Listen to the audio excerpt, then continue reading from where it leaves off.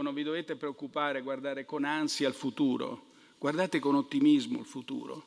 Il futuro è lì perché voi ve ne impadroniate, il futuro è lì perché voi diventiate protagonisti del futuro. So che queste sono parole un po' difficili, però bisogna guardare al futuro come a una partita. La volete vincere la partita, no? Se no perché giocare se già volete perdere? E niente ansia, mi raccomando. Si rivolge così ai ragazzi delle scuole medie di Somma Campagna il premier Mario Draghi, arrivato nel Veronese in mattinata per incontrare una classe in particolare, la seconda D, che nelle scorse settimane aveva inviato una serie di lettere a Palazzo Chigi a lui indirizzate per chiedere spiegazioni sulla guerra in Ucraina, spiegazioni che non sono tardate ad arrivare, così come alcuni retroscena. Io l'ultima volta che ho parlato col presidente Putin ho cominciato la telefonata dicendo: la chiamo perché voglio parlare di pace. E mi ha detto: non è il momento. La chiamo perché vorrei che ci fosse un cessate il fuoco. Non è il momento.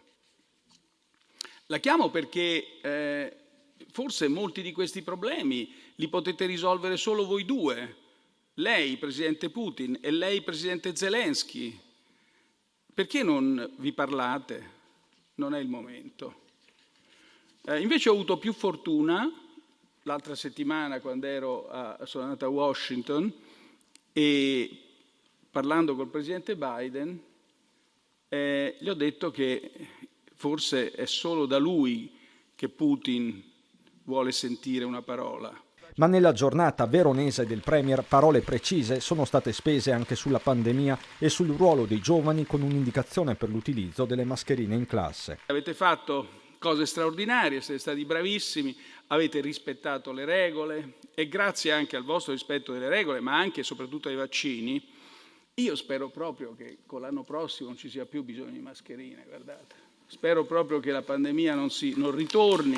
Draghi si è poi recato in visita all'ossario di Custozza, deponendo una corona d'alloro al mausoleo che ricorda le vittime della prima e della terza guerra d'indipendenza italiana. Premier che poi si è fermato per un colloquio privato con il presidente del Veneto, Luca Zaia, ma la trasferta, organizzata in tempi record e comunicata ufficialmente solo poche ore prima, è stata dedicata ai giovani con parole tutt'altro che retoriche.